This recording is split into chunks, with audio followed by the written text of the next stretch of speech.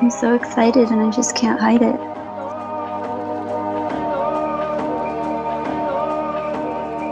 Hello! Who's in the room with us today? I think we have about 4 mind users, 5 including myself.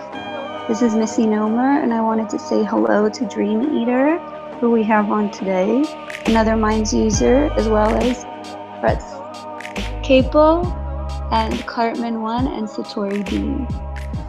Yeah, hello. Hi guys. So I'm glad that we all got together today, and I really was hoping to share this third eye ride experience that we all can relate to in a bunch of different ways. And to quote something that Dreameater had posted on his page, you know, the experiences we share, they're our own personal experiences and philosophies, and we share them with each other. So I just wanted to... Wow. What happened? Observation and contemplation show that the mind cannot be described as a physical thing can be described. All experiences are in mind, are perceived in mind, are contained in mind. Where else would they be? If sensory experiences are translated in the brain, how can it be known for sure what is out there? How can it be known for sure beyond a shadow of doubt that one's man's image of the world is the same as another's? Dreameater. Yeah, hello. Okay, the reason I worded it like that was because I wanted to make the reader question their own existence and sort of look within, and none of those questions can be answered by someone who believes themselves to be the body image. Mind is assumed to be something that man possesses. The nearest that is possible to appreciate mind would be to consider it space or void. Mind is space in the sense that all things are contained in space. You and the world around you are all created by your awareness, not your mind. Your mind is just an experience of awareness, and awareness is limitless. Yeah, so that's exactly why I wanted to have everyone on and talk about the third eye ride. The third eye ride, the title really applies to all sorts of dimensional experiences. I feel like I've experienced them myself through trauma. I think that was how I accessed my third eye awareness. The portal was like direct ascension to that, but it was like a blessing and a curse. And like I suffer dream-wise because of it, I think, but learn to, because of the suffering, ultimately find, you know, a tool in that. But the sleeplessness is what drew me to your name. I have to say, because I go through that and deal with it, and I think not through altered states, maybe with any other, even in waking life, I feel like the access is there for third eye awareness. Some people can tap into it and are really sensitive. So I'm really glad that you came on, and some of the stuff that drew me to your work was the way that you articulate the dimensional energy that you can shift through without feeling attachment to any emotional state, which is something that I feel like I've had to do in dreams emotionally to survive. Like it's a real feeling, whether it's a feeling of falling or dying, or, you know, you have to wrap yourself around it. And so yeah, you experience those things, whether or not anyone else experiences them, you do. And some people will say to you, but you were only dreaming. But as memories show us, you know, dreams are no different to our memories. Like if we reflect back on, say, our childhood and then a dream state, there's really no difference because we're making it real now in the moment by a thought, kind of like how everything else comes around.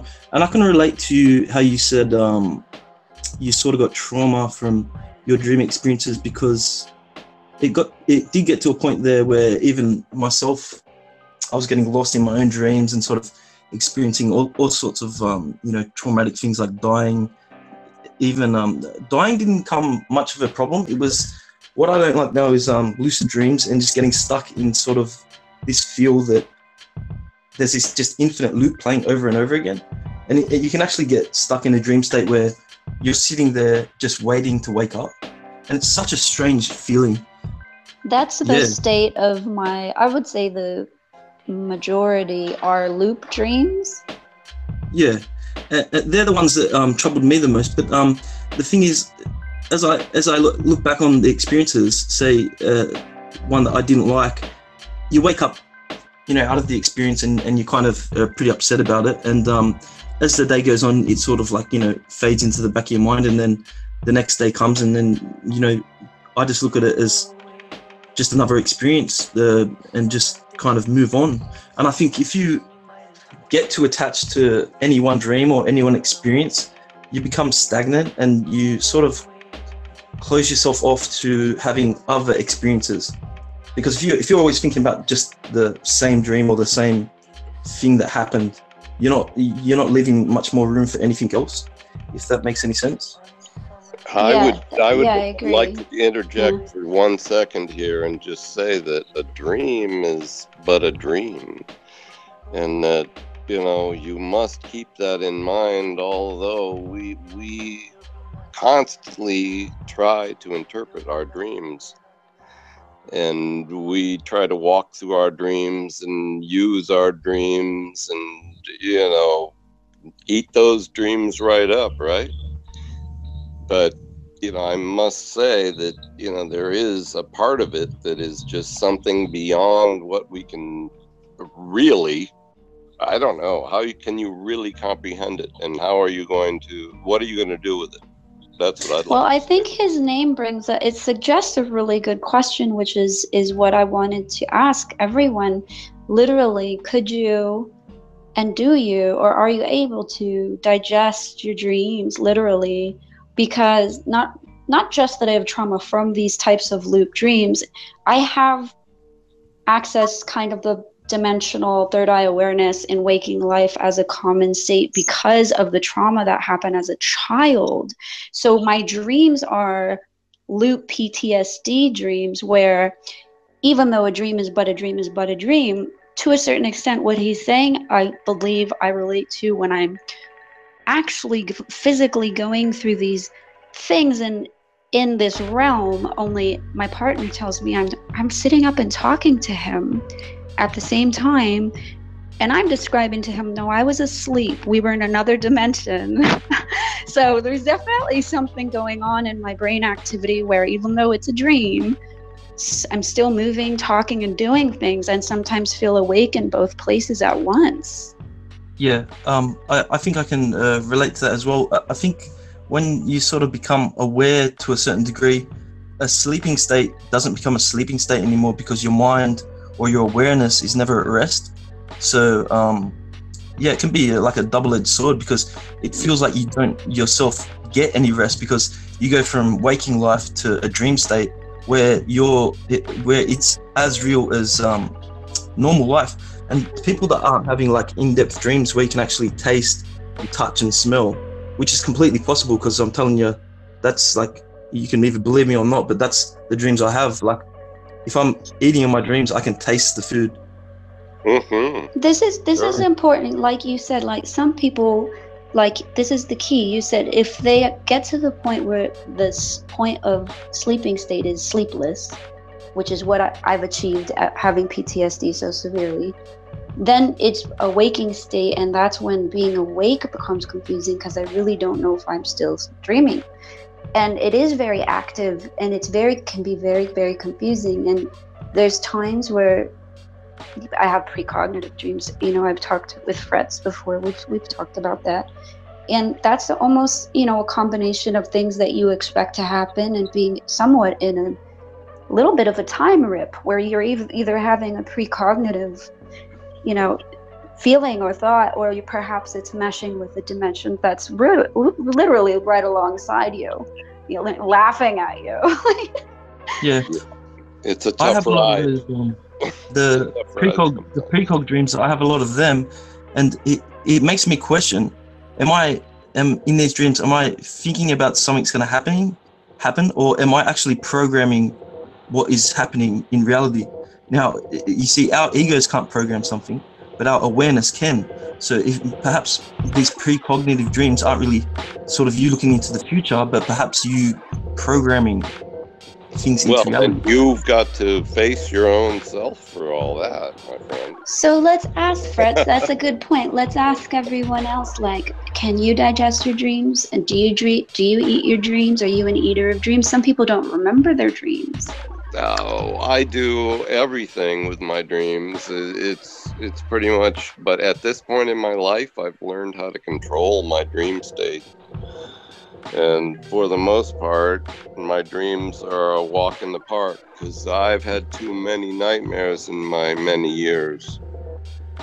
So yes, I do control my dream state to quite a degree. It's not good. I wouldn't encourage anyone to do it, but I do. Yeah, I agree. I think we both do, yeah, as well. What about you guys, Satori and Cartman? What about you? I think, the way I see it with dreaming, it's a kind of, although some dreams can be terrifying and, we experience nightmares sometimes, they are an opportunity to break with the ego self, which is why that if you were in a dream, you might sort of, in your third dimensional waking life, you might say, well, yeah, I was running around naked but I didn't care because it was just a dream. Everybody was looking at me, but it didn't really bother me for some reason. And it's like when we see people in dreams and they represent certain people in the dream. It could be your husband, it could be your mother or uncle, but they look nothing like your uncle or your husband or your mother, in the dream. Yet in the dream that they represent that person. Yes.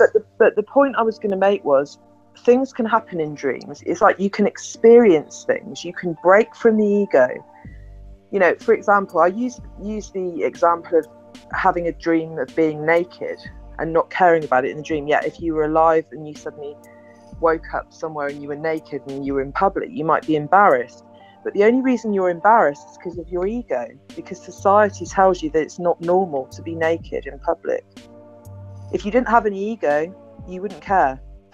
You probably wouldn't care to a certain extent, perhaps. Of course not. You wouldn't care. Yeah, that's a good point. But what I'm trying to say is, I think dreams are an opportunity to work through issues that we're experiencing in our waking life, and have a break from the ego. So kind of they're a form of respite, which sounds ridiculous to someone who's having regular nightmares, because they're saying, well, there's no respite there. I'm having this repetitive dream of a nightmare. How can it possibly be respite? But even the negative dreams, or the dreams that we perceive as nightmares, are working us through the garbage.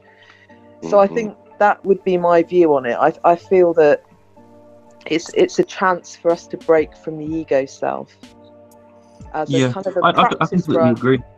For when we become more evolved, and then we can just transcend the ego in our waking life. And obviously when people pass away, they break from the ego and they look back at what they've done and they think, well, yeah, I could have probably done that a bit better. I could have improved on that. Kind of like they look at all the things that they've done within that lifetime, but from a non-ego perspective, from a non-ego position, if that makes sense. It makes me think, sort of people that don't dream, are they going to face all these things at the time of their death? Because as you were saying, you do work through your anxieties and fears and fear of death in your dreams, and I've done a lot of that, and it sounds like Fritz has done a lot of that, and it does get to the point where you can just sort of like take these experiences on your stride and just sort of have them and then forget about them and move on to the next thing. And they helped me a lot, because I used to get a bit of anxiety, probably from the amount of psychedelics I used to do, like DMT and things like that. But it was actually the dream states that helped me, the really far out ones, because I would have these sort of so bizarre dreams where, like, the void type ones where you lose yourself, and it feels like it takes forever to get back to where you are and then wake up again. And then when you finally wake up, you're so happy to be back here. You kind of, all your anxieties are gone about life.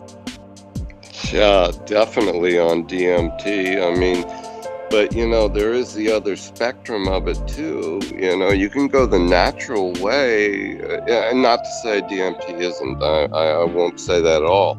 But you know, as far as like mushrooms, well, let's just say mushrooms, because peyote is just a whole different. That's a whole different trip. You know, but mushrooms are quite they can be. Well, depending on how you dose them, they can be anything from just a good relaxant to a mind-blowing experience that just opens you up and actually can open up your third eye. Yeah, and I think you can, like you said, I was actually suggesting, I wasn't saying that I got everything through my DMT states. I've actually, lately in the last, say, 2 years and probably about 2.5 years, it's been since I haven't had any DMT, but my dream states have just like escalated so much in the last 2 years since I stopped. And I think that was probably because of the DMT use, it sort of like unlocked my dream states somehow. But I feel I've learned more through my actual dream states than I did through the DMT use. See, that's what I was going to say too, and why I relate to your work regardless of having used, I mean, I have used psychedelics as a kid, but not so much as an adult with DMT or anything like that.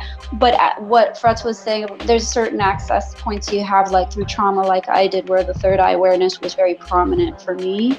That became relatable to your work and even your photography, where I was seeing a lot of duality, mirrored images, and kind of almost Rorschach ink blot, very like subconscious type of third eye, inviting kind of imagery that relaxes your focus. You don't have a direct image put in front of you, but perhaps one that's gonna play on your subconscious, you know, like an ink blot test. And I really appreciated that. And you know, it is there for people that outside of psychedelics, which is one way to access, obviously, you know, your third eye ride. There's other ways and experiences that people have, you know, when they come close to death, that's another time they experience that kind of awakening, or, you know, access to these types of dream states where you're in control, where you're lucid dreaming and you're okay with letting go, or afterlife, or a different life, or continual loop. Like that's something I accepted with my dream state because it's very sleepless. But I have questions, for example, for like the common person. I think all of us in this room can relate. We're pretty advanced with dreaming and these types of states of altered, you know, either awareness or third eye, you know, awareness. And I think I'm curious, like for people that don't really tap into their dreams, study their dreams, or, you know, maybe aren't as advanced. I know, like for myself, dream journals helped, of course, because I would wake up in the middle of the night and I would need to get it out. And if I couldn't write, I would just make like a voice memo, and write it later.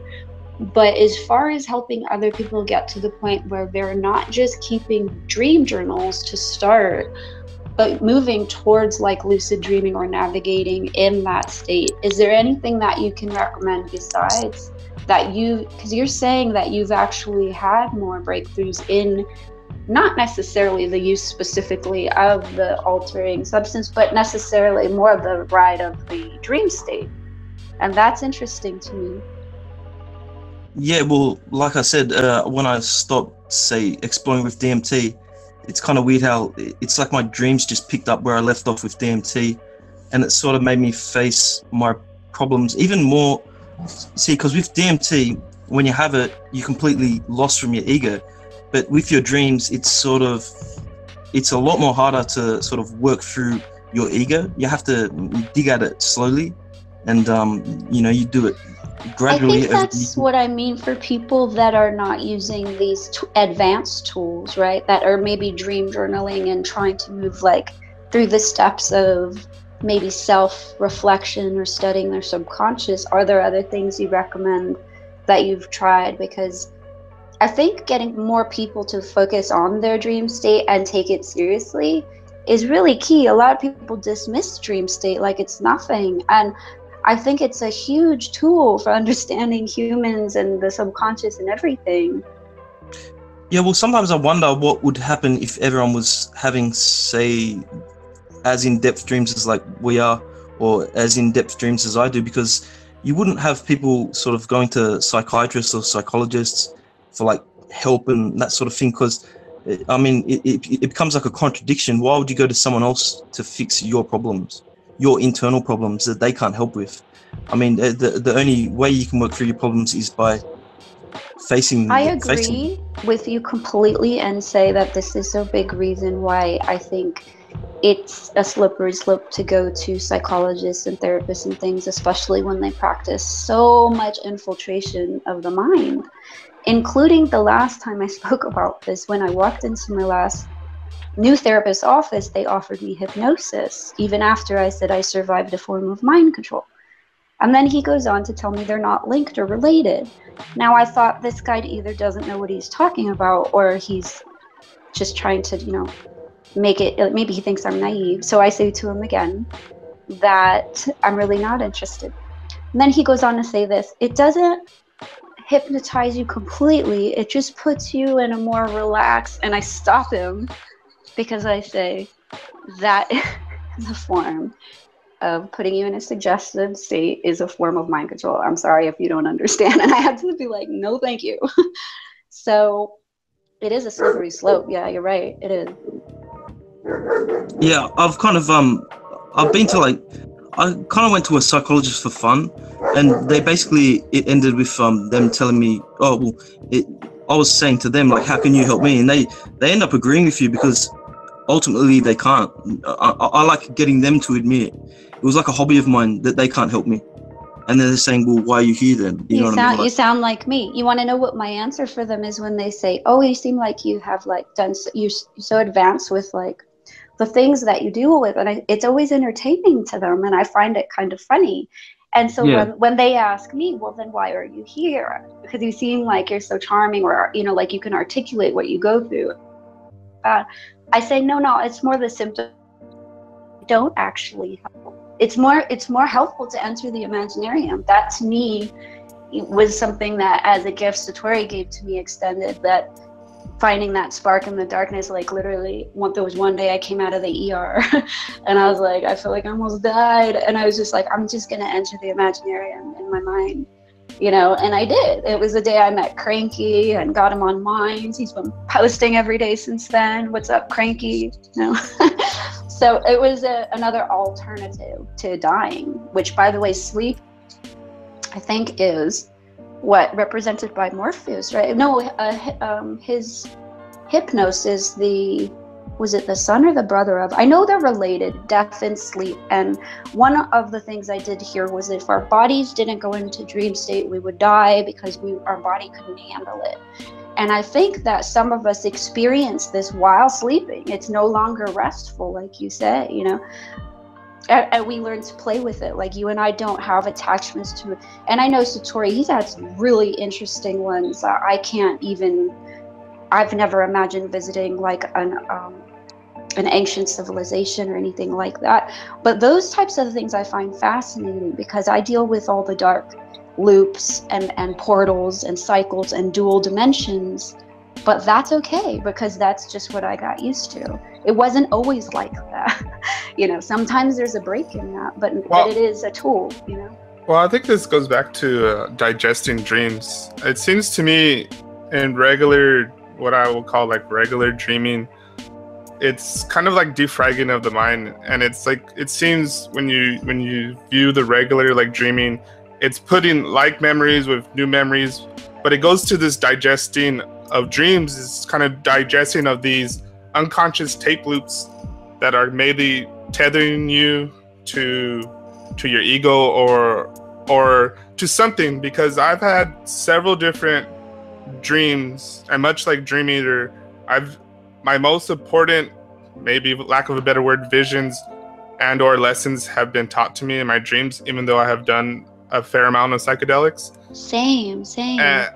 And so it seems like the mind is is going through this natural process of organizing the brain, like, just like physically what happens in your dreams, putting like memory with like memory to kind of run a little bit more efficiently. But there's some things that are maybe traumatic to you, maybe things you are not ready for, and you block them. And so it kind of messes up this process. And what the dreams kind of tell you, like one time, I've told this story before, I was reading a lot of Zen literature and kind of like meditating a lot and getting really into Zen Buddhist Eastern philosophy and all this kind of stuff. And as I was going more into it, I was like, surely all my psychedelic experiences are not what the Buddha experienced of enlightenment. And I was very determined to sit under a tree and wait for enlightenment, just like the Buddha did. And so I fasted.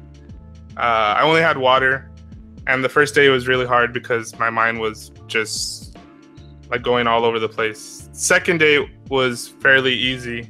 Not easy, but I was able to not stop my mind, but able to stop interfering with this process of my thoughts. And then the third day, I felt very weak. My body felt very weak, but my mind felt pretty clear and strong. And I just had this silent knowing that I needed to lay down and let go.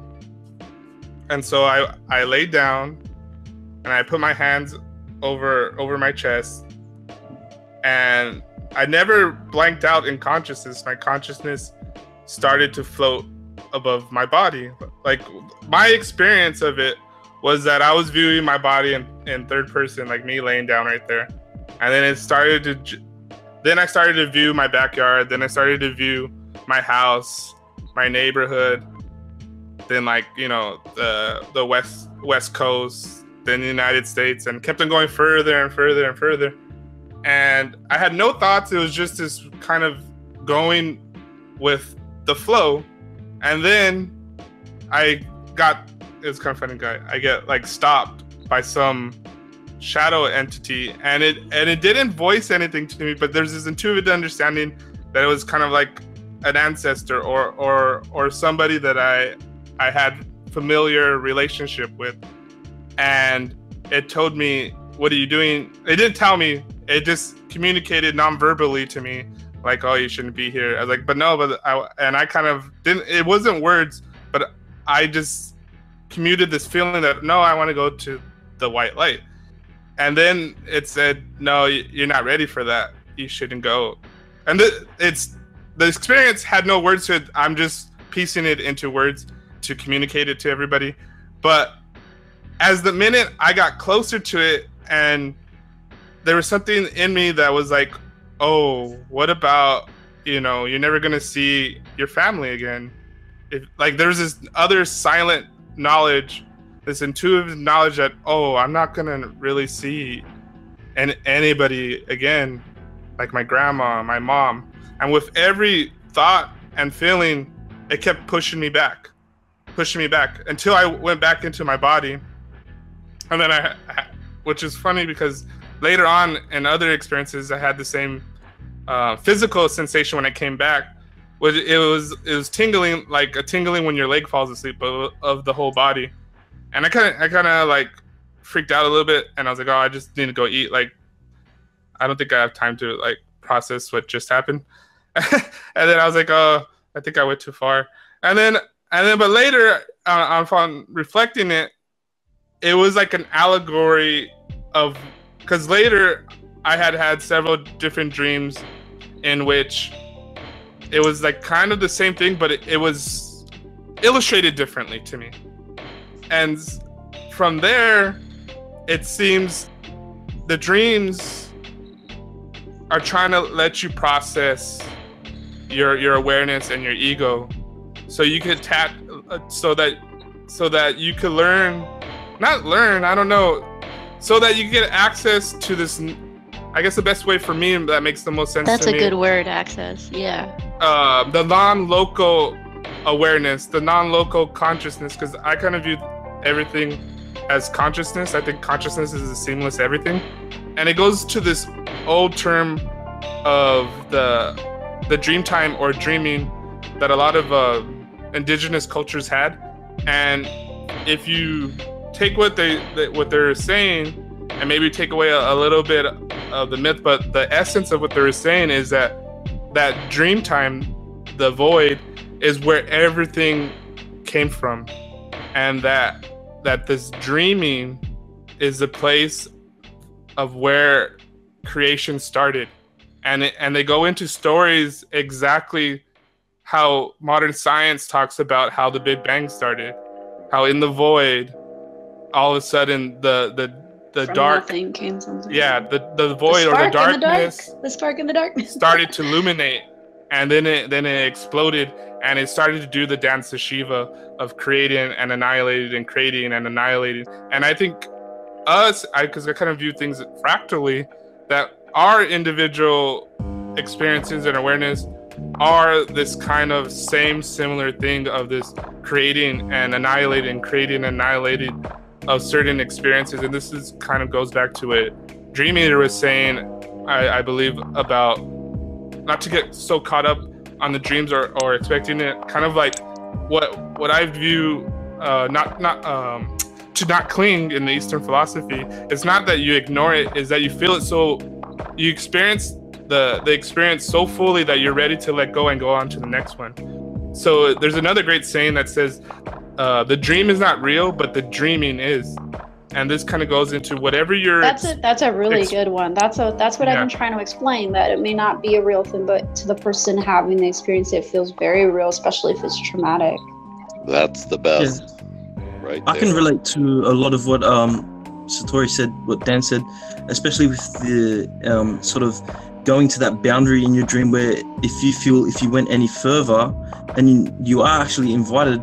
Well, I got to the point where these sort of, I guess you could call them entities, invite me to continue on and say, like, come with us. And I got the exact same feeling as SatoriD, where I thought, if I go with you, then I lose everything sort of back there. And I'm not ready. You told me that about your family. I remember you said that to me. And you had to make sort of a decision. Yeah, it's like a recurring thing for me. It's like I went so far.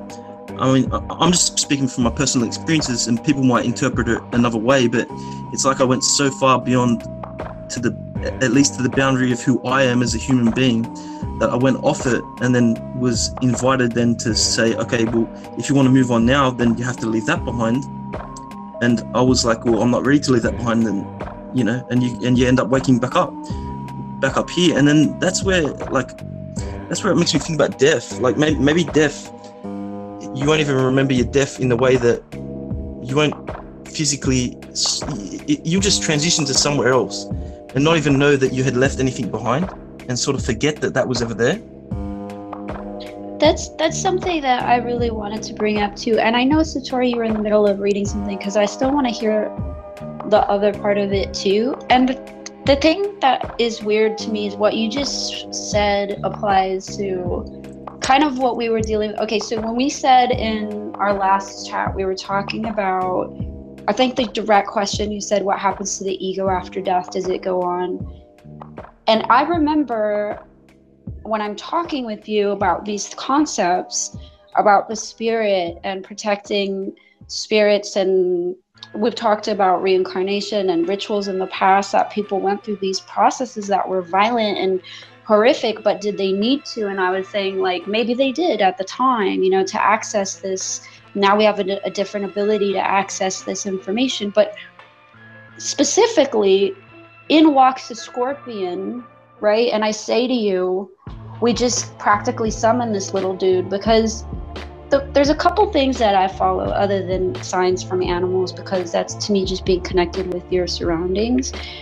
But I really did feel like you were probably a water sign, and I asked if you were, and I wasn't surprised. Our birthdays were a few days apart.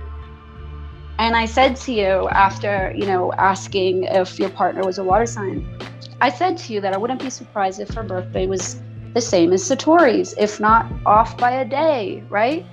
And I happen to be spot on. And we started talking about having the same people around you in your vicinity, energy-wise, whether or not they're. But I brought it up that I believe you can have like the same people around you in one existence. They're your neighbor. In another dimension, they're maybe a past lover. The point being was we were talking about all of this when the scorpion walked in. And then I said I wanted to look up the totem definition for the scorpion, as we were also talking about drug-induced altered states. And when I looked it up, and it said that it was a symbol of, I mean, for one thing, we're talking about the third eye ride, right? And it in the summary said it was about the third eye, about reincarnation, about what we were talking about, psychic gifts. Like literally, I was literally asking you if your partner's birthday was the same as Satori's. I just felt like this feeling. But we're also focusing on, you asked specifically of that question about the ego being reincarnated. Now here's this little guy that I feel like we summoned up because he's just in the room with me looking at me. No one else wants to go get him, and I'm like, hold on, I gotta go get him and take him outside. You know, I look up what he represents, and after it said, you know, that he was in the past revered by like shamans as a sacred for their sting induced toxins, and we're like talking about this stuff and altering your consciousness. And it was a spirit guide, like very much like the lizard, you know, to the shamanic view of watching the lizard, and just being really aware, but also summoning dream state realms and spirit realms. And that was in the definition that we were literally talking about this. And it says like it can even be prophetic, and it also symbolizes new directions for sure, but getting away from bad ones. And the thing that's interesting to me was when you bring together different talk of dimensional spirit type of things, that's when I feel like you really have the ability to channel, which I believe we did, because it's a symbol to me. Like the last time it happened to me, a snake came in my room or a praying mantis, and I will just say to myself, okay, I'm just gonna look it up just to see. And it happens to pertain to what I'm doing at that moment. Like when it was praying mantis, I was studying something, I was taking my time to do it, I was taking my time to act. When the snake came in, it was ancestry that I was studying specifically. I felt like my kundalini was rising and I was getting visits from my ancestors. So the scorpion, again, just to kind of sum it up, is to me a total representation of the dream state, underworld, and reincarnation, and representation of it coming together, talking about it, and manifesting right before my eyes. I couldn't believe it. I mean, I could believe it because that stuff happens to me often, but in a way, I had to tell you, I can't believe this just happened. Yeah, it was. I was there when it happened. But it is amazing, and sort of the more you look for patterns in the world, the more you see them, and it's like they're all there. And if you look for them, you'll notice more and more, and it kind of blows your mind to know that like the universe does seem to complicate itself further the more you look into it, because it kind of has to, in the same way that you know how astrologists look into space, right? And they think space is expanding. Well, what I think is happening is their mind, like them looking into space, is what is expanding the space. Like it's not really there. So just them looking at it is the very thing that's making it expand. But it's not really there. You know what? Does that make sense? Yeah. About the ego, I was speaking to Missy about the ego and what happens after death.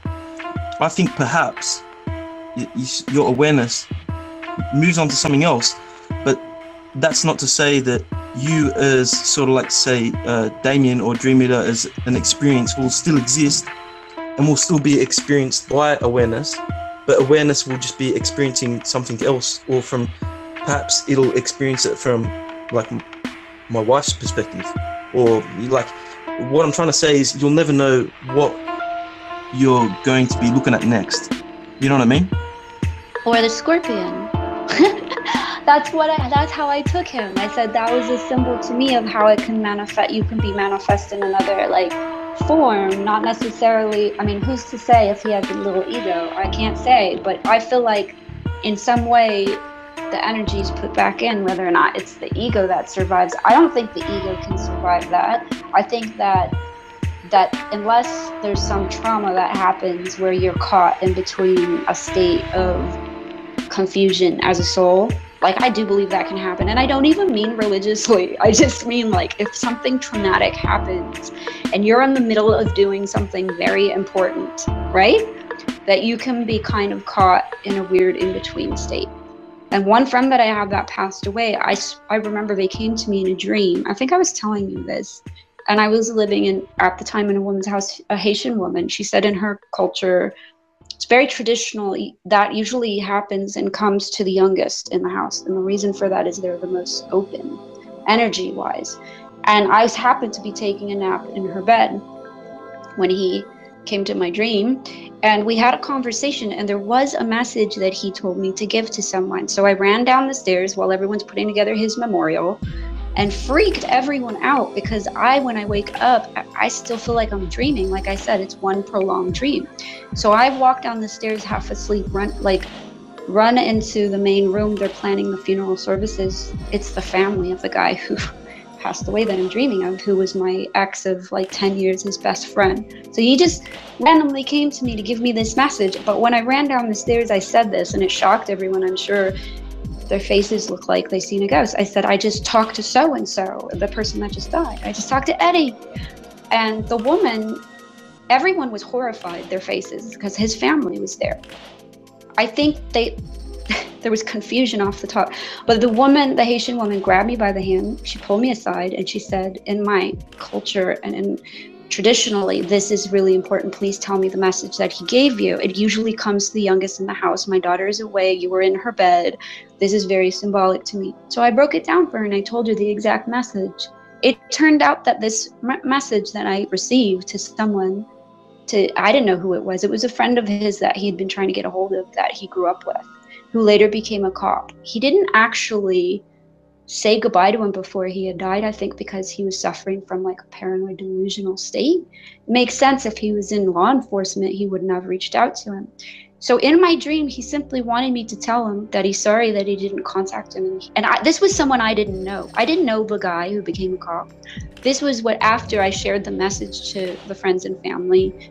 His brother, for example, pulled me aside and said, there is someone with that name. There is someone that's been trying to reach him, that he didn't understand why he never got a call before. And I said, well, here's the message for him. I think his name was Jimmy.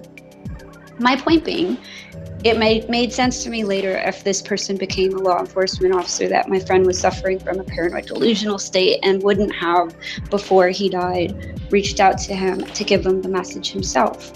But I received it for some reason, and it was kind of a little overwhelming when I ran down the stairs, and I was still half asleep. So I think I shocked everyone, but except for the woman. She understood, and thanked me for sharing it with her, and I felt like I wasn't such a jerk.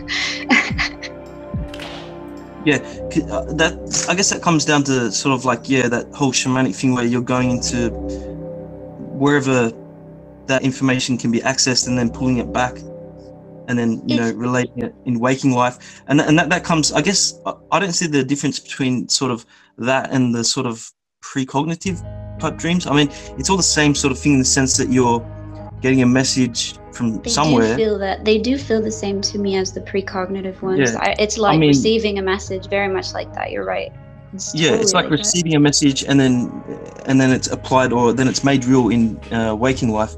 But as I said before, through my precognitive dreams, which, I mean, I'm not going to lie and say I have them all the time, and I don't choose to have them. They sort of just come, and then you don't even know they're precognitive until then you see the thing actually happen in the waking life, and then you're like, oh wow, I dreamed that happened.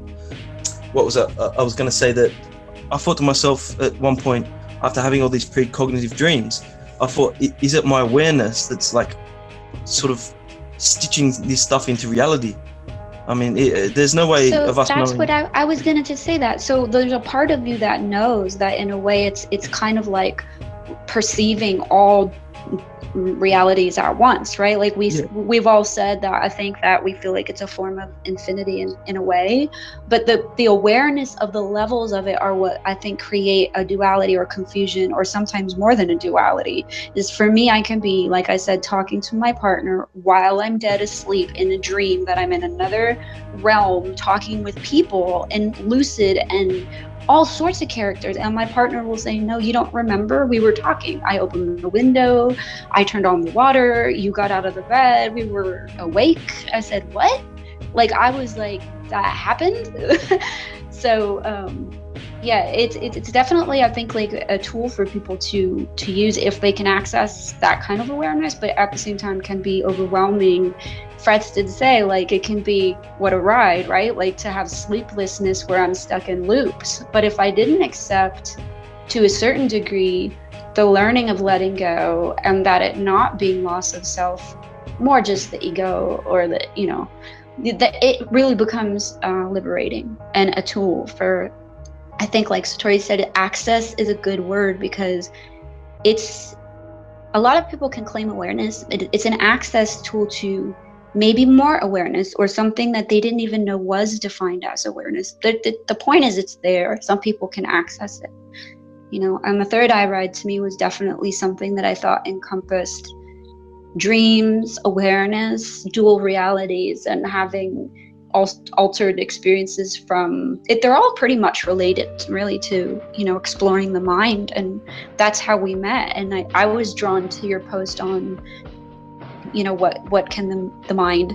really, you know, contain, and I felt like that was really, whether or not I had related to it from the same perspective, I had very much appreciated the fact that you did. It kind of felt like what I was going through dream-wise at the time. We talked about this with, I think it was last night, with the show Rick and Morty, which is a cartoon. It's obviously written by someone that's either having these dimensional dreams or stealing them from somewhere, from someone expressing them, because they are very, very vivid and real. Like, some of them are so, what was it? Okay, the Cronenberg episode, by the way.